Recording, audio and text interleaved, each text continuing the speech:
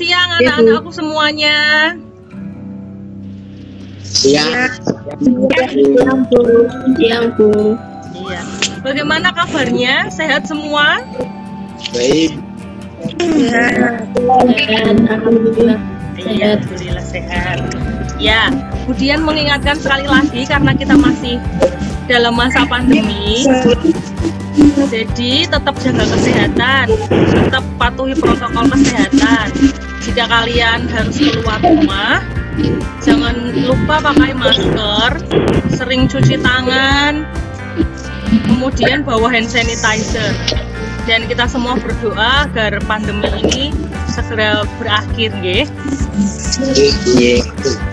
Sebelum kita mulai pembelajaran kita pada siang hari ini, kita mau awali dengan doa agar pembelajaran kita pada siang hari ini boleh bermanfaat bagi kita semua. Berdoa menurut agama dan kepercayaan masing-masing, dipersilahkan. Berdoa selesai. Yang sudah berkumpul, sudah join di dalam pembelajaran budaya hari ini ada 13 orang. Yang lain mungkin ada kendala, tidak apa-apa. Kalian yang belum absen, silahkan nanti boleh absen. Linknya sudah kemudian bagikan di WA Group. Oke, kita bertemu lagi di pertemuan hari ini.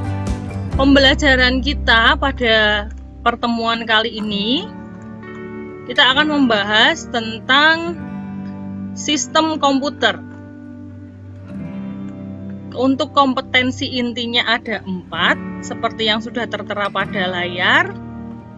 Kemudian, untuk kompetensi dasar pada pertemuan kita hari ini, kita sudah masuk ke kompetensi dasar 2.2, yaitu memahami fungsi dan proses kerja berbagai peralatan teknologi informasi dan komunikasi.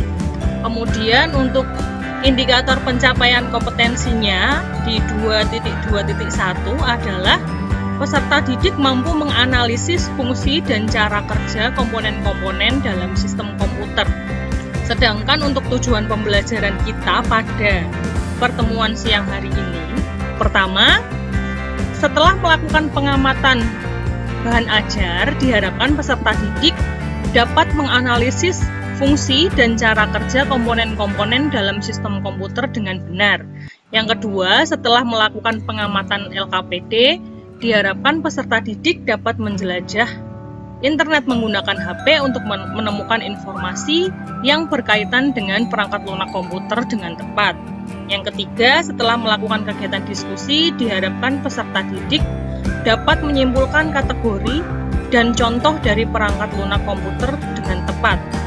Dan yang terakhir, yang keempat, setelah melakukan kegiatan diskusi, diharapkan peserta didik dapat membandingkan karakteristik bermacam perangkat lunak komputer dengan benar. Oke, kemarin Budian sudah upload untuk bahan ajar, media, dan juga LKPD-nya. Sudah dipelajari? Sudah, Bu. Iya. Oke, sebelum kita membahas LKPD, tugas individunya yang ada di bahan ajar sudah dikerjakan belum? Sudah. Oke, terima kasih nanti yang sudah mengerjakan. Jangan lupa dikirim ke WA Group, nggih. Nggih, Bu. Iya. Iya, Bu. Oke, kemudian akan ulas sedikit tentang materi kita sebelum kalian nanti akan masuk untuk mengerjakan LKPD untuk diskusi kelompok. Materi kita tentang sistem komputer siang ini kemudian bagi menjadi 2 kelompok besar. Yang pertama adalah membahas komponen sistem komputer, dan yang kedua membahas tentang pengelompokan komponen sistem komputer. Nah, untuk yang pertama, komponen sistem komputer, secara garis besar, komponen sistem komputer dibagi menjadi 3, yaitu hardware, software, dan brainware. Di mana sudah kalian pelajari kemarin di bahan ajar, kalau hardware itu adalah Perangkat keras. ya. Oke, hardware itu perangkat keras. Kemudian ada software. Software itu apa? Nah, Perangkat lunak. Dan yang terakhir brainware itu secara gampangnya istilah brainware itu bisa disebut juga dengan pengguna atau istilah kerennya user ya. Untuk hardware sendiri bisa dibagi lagi menjadi 3, yaitu input unit, processing unit, dan output unit. Input berarti alat untuk masukkan, jadi berbagai alat yang berhubungan dengan komputer yang digunakan untuk memasukkan data atau menginput data. Seperti yang tertera pada gambar, ada keyboard, ada mouse, ada mikrofon, ada webcam, scanner, dan lain-lain. Kalau keyboard berarti untuk menginput data berupa perintah huruf kan yang diketikkan. Kalau mouse berarti perintah berupa pengklikan tombol. Kalau kamera berarti berupa gambar, kalau mikrofon berarti berupa suara, dan seterusnya ya. Kemudian untuk processing unit adalah perangkat untuk memproses data atau memproses perintah. Jadi apa yang sudah di input melalui input unit ini akan diproses ke dalam perangkat processing unit yang di dalamnya ada control unit, ada arithmetic logic unit, dan juga ada memory unit. Kemudian untuk output unit adalah perangkat keluaran. Jadi data yang masuk ke input unit kemudian diproses di processing unit akan dikeluarkan melalui output unit. Output unit ada bermacam-macam seperti speaker berarti keluarannya berupa suara, kalau monitor berarti keluarannya bisa gambar, bisa tulisan. Kemudian ada printer, keluarannya berarti berupa dokumen tercetak ya. Kalau headphone berarti sama seperti speaker, keluarannya adalah suara. Selanjutnya untuk komponen sistem komputer yang kedua ada software. Software itu sendiri bisa dibagi menjadi 2. Yang pertama ada sistem operasi atau operating system. Yang kedua adalah sistem aplikasi atau application system.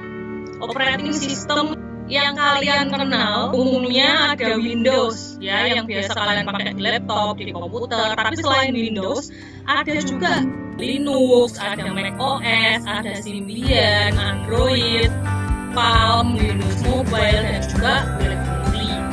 Kemudian untuk sistem aplikasi atau application system itu ada banyak. Dia adalah aplikasi yang membantu untuk memudahkan pekerjaan dari pengguna atau user. Ada berbagai macam, di antaranya ada business and office application, ada database application, graphic design, antivirus dan utility tools, development tools, communication application, dan juga aplikasi lainnya yang berupa multimedia, app tools, network and security application, dan juga PC game application.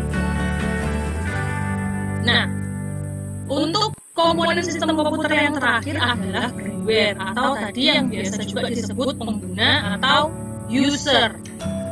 Ada berbagai macam karena pengguna komputer, pengguna aplikasi, pengguna software juga ada banyak, tergantung juga profesi mereka.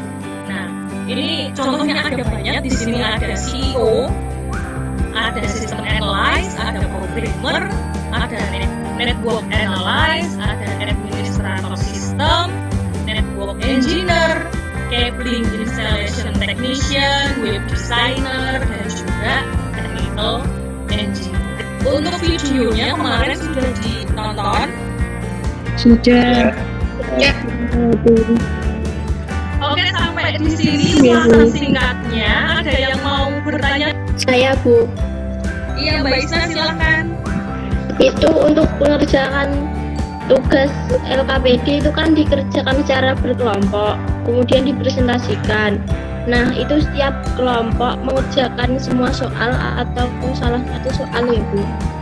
Oke, jadi setelah ini nanti kalian akan Ibu beri waktu 30 menit untuk berdiskusi dengan kelompoknya masing-masing.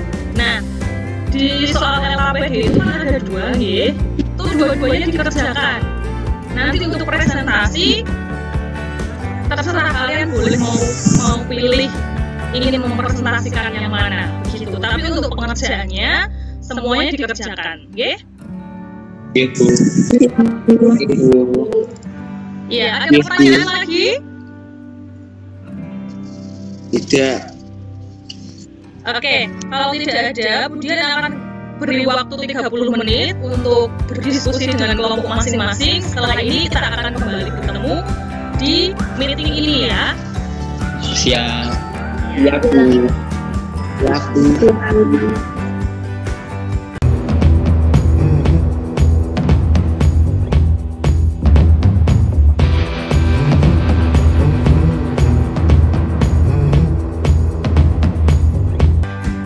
Ya, anak-anak, selamat siang kembali. Siap. Ya, Bu. Ya, sudah selesai mengerjakan diskusi kelompoknya ya. Iya. Sudah, Bu. Sudah. Oke, ada yang mau mempresentasikan hasil presentasi kelompoknya yang pertama? Saya, Bu. Iya, silakan Mbak Sisa untuk mempresentasikan hasil diskusi kelompoknya. Mbak Sisa, kemarin anggota kelompoknya siapa saja? Itu Bu Rafa, Teguh, sama Elsa. Oke, silakan Mbak Siska untuk mempresentasikan hasil diskusi kelompoknya. Yang nomor 1 dulu, nggih. Sistem komputer dibagi menjadi 3, hardware, software, dan firmware. Hardware terbagi menjadi input, proses, dan output. Sedangkan software dibagi menjadi sistem operasi dan aplikasi. Firmware, user, programmer, dan sistem. Ya, Bu. Oke, terima kasih Mbak Siska presentasi kelompoknya. Bagaimana kelompok lain? Ada yang mau menanggapi dari presentasi kelompoknya Mbak Siska? Kelompok saya, Bu. Iya. Mas Samsul namanya kenapa berubah jadi Uli? Ya, sebetulnya mohon maaf karena HP saya lowbat, jadi pakai handphonenya Ibu. Oh, oke. Mas Samsul kemarin kelompoknya siapa saja? Kelompok saya itu ada saya, Siti Arbaatun, Senang. Oke, silakan Mas Samsul boleh menanggapi hasil presentasi kelompoknya Mbak Siska dulu ya. Sebenarnya untuk gambar peta konsepnya sama, hanya perbedaannya di contoh saja. Oke, coba silakan Mas Samsul presentasikan hasil diskusi kelompoknya, bedanya di mana dengan hasil kelompoknya Mbak Siska. Ya, Bu. Untuk itu cuma dibagi 3, hardware, sama firmware. Untuk hardware yaitu perangkat output, input, media penyimpanan, sama pemrosesan. Kemudian software di sini ada 2 pembagian, yaitu sistem operasi dan program aplikasi. Untuk sistem operasi ada Novel, Windows, Unix atau Linux, dan MSI atau OS. Kemudian program aplikasi ada perkantoran, database, pemrosesan grafis. Terakhir ada firmware. Ini firmware dibagi menjadi 4, yaitu manager analisa sistem, Ya. programmer. Sudah, Bu. Oke, terima kasih Mas Samsul untuk presentasinya. Bagaimana kelompok yang lain, ada yang menanggapi presentasi dari kelompoknya Mbak Siska maupun kelompoknya Mas Samsul? Hampir sama, Bu. Hampir sama, Bu. Oke, presentasinya sudah bagus ya, keduanya sudah benar. Intinya komponen sistem komputer dibagi menjadi 3, ada hardware, software, dan juga firmware. Kemudian yang tadi hardware dibagi menjadi lagi 3, software dibagi lagi menjadi 2. Oke, kita langsung lanjut ke soal LKPD yang kedua. Kelompok siapa yang mau mempresentasikan soal yang kedua? Saya, Bu. Iya, Mbak Triana, silahkan. selanjutnya siapa saja anggotanya? Nirmala, Ria, sama Rizka. Oke, silahkan Mbak Triana untuk mempresentasikan hasil diskusi kelompoknya. Jelaskan perbedaan antara random access memory atau RAM dengan read only memory atau ROM. Apa yang akan terjadi jika sebuah komputer atau laptop tidak terpasang RAM? Faktor pembeda: 1. Umur penyimpanan. RAM sementara, volatil, mudah menguap atau berubah atau hilang. ROM permanen, non volatil, tidak mudah menguap atau berubah atau hilang. Faktor pembeda kedua, pengoperasian. RAM digunakan dalam operasi normal. ROM digunakan untuk proses backup komputer. Faktor pembeda yang ketiga, penulisan data. RAM cepat, ROM lambat. Faktor pembeda yang keempat, karakter penyimpanan. RAM identik dengan memori utama perangkat yang tersedia untuk menjalankan program. ROM tempat untuk menyimpan data internal yang juga bisa untuk menjalankan sistem operasi dan sistem lainnya. Apa yang akan terjadi jika sebuah laptop tidak dipasang RAM? Komputer atau laptop tidak berfungsi dengan baik karena tugasnya untuk menyimpan perintah secara sementara yang bekerja pada laptop dan komputer. Sekian presentasi dari kelompok ini.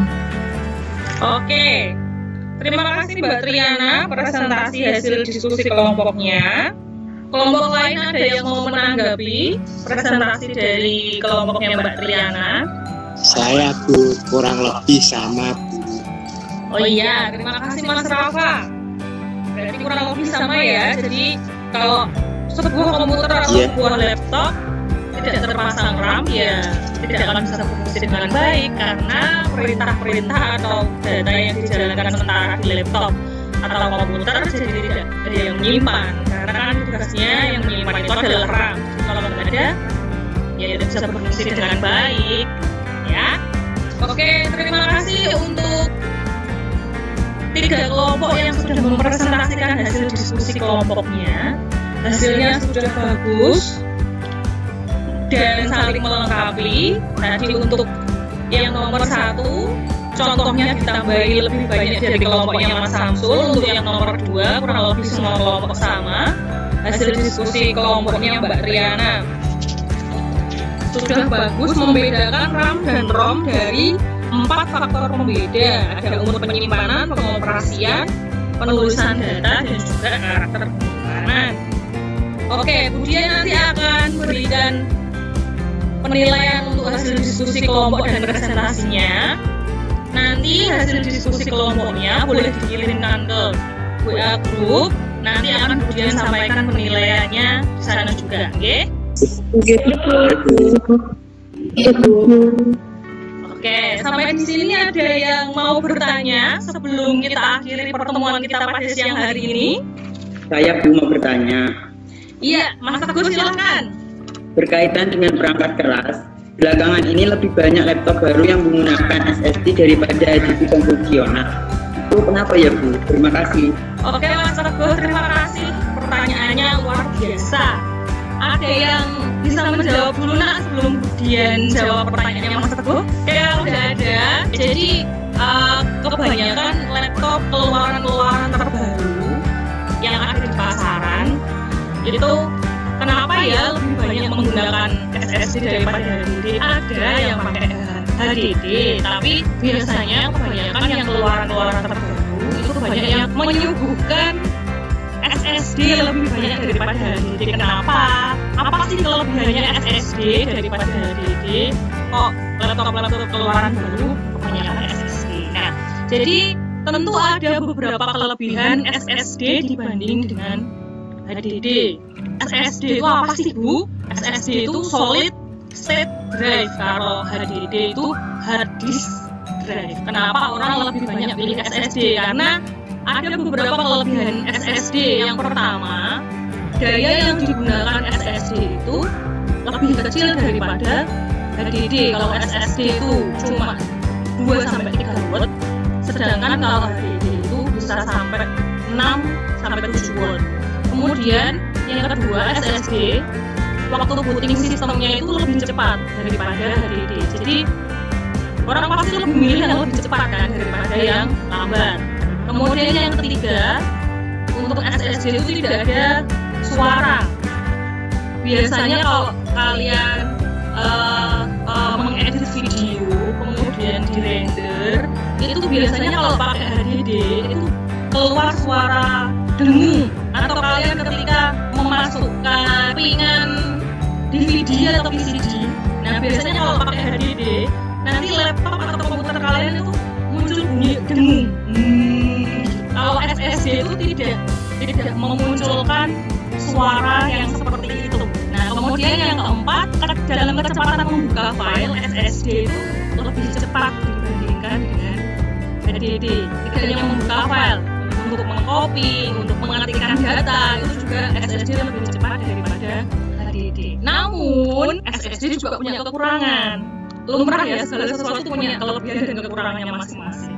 Nah, kekurangan SSD ini biasanya kapasitas yang tersedia terbatas. Biasanya maksimal hanya kurang dari 4 terabyte. Sedangkan kalau HDD itu biasanya punya kapasitas yang jauh lebih besar.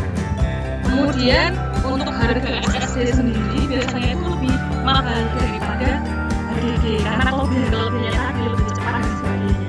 Jadi untuk kalian yang mungkin mau beli laptop atau komputer baru, silakan boleh dipertimbangkan apakah kalian memilih SSD atau HDD dengan pertimbangan yang ada. Mas Teguh, gimana? Ya Bu, paham. Iya. Yang lain gimana? Ada pertanyaan lagi? Tidak. Oke, jika tidak ada, kita akan akhiri pertemuan kita dengan membuat kesimpulan. Ada yang mau memberikan kesimpulan apa yang sudah kita pelajari materi kita siang hari ini? Saya Bu. Ya, Mas Rafa silahkan. Komponen sistem komputer ada 3, yaitu hardware atau perangkat keras, software atau perangkat lunak, dan firmware. Iya. Sudah Bu. Terima kasih Mas Rafa. Ada yang mau menambahkan kesimpulan dari Mas Rafa? Saya Bu. Iya, Mbak Elsa silahkan. Hardware dibagi menjadi 3, yaitu input unit atau perangkat masukan, processing unit atau perangkat pemrosesan, dan output unit atau perangkat keluaran. Software dibagi menjadi 2, yaitu operating system atau sistem operasi, dan application system atau sistem aplikasi. Dan firmware adalah pengguna sistem komputer. Sudah Bu. Oke, terima kasih Mbak Elsa. Ya, sudah betul sekali apa yang disampaikan Mas Rafa dan Mbak Elsa tentang kesimpulan materi yang kita pelajari pada siang hari ini. Jadi hari ini kita belajar tentang sistem komputer, di mana komponen sistem komputer itu ada 3, seperti tadi yang sudah disampaikan Mas Rafa, ada hardware, software, dan juga firmware. Kemudian hardware dibagi menjadi 3, yaitu input unit, processing unit, dan juga output unit. Kemudian software dibagi menjadi 2, yaitu sistem operasi atau operating system dan sistem aplikasi atau application system. Kemudian komponen sistem komputer yang ketiga adalah firmware, yaitu pengguna atau user. Oke, itu kesimpulan pada materi kita pada siang hari ini. Oke, setelah ini silakan kalian boleh mengerjakan tugas evaluasi yang sudah Budian upload di Google Classroom, nanti boleh dikerjakan. Kemudian jangan lupa untuk mengirimkan tugas individu yang sudah kalian kerjakan kemarin dan juga hasil diskusi kelompok yang kalian kerjakan hari ini. Oke, kita akan kita akan bertemu di pertemuan selanjutnya. Di pertemuan berikutnya kita akan membahas tentang software atau perangkat lunak komputer. Oke, kita akhiri pertemuan kita pada siang hari ini dengan doa bersama. Semoga apa yang sudah kita pelajari bersama hari ini boleh menjadi manfaat buat kita semua. Berdoa menurut agama. Berdoa menurut agama dan kepercayaan masing-masing dipersilahkan. Berdoa selesai. Ya, terima kasih untuk anak-anak yang sudah join di pembelajaran hari ini. Sampai ketemu lagi di pertemuan berikutnya. Selamat siang, anak-anak. Selamat siang. Siang, Bu. Siang, Bu.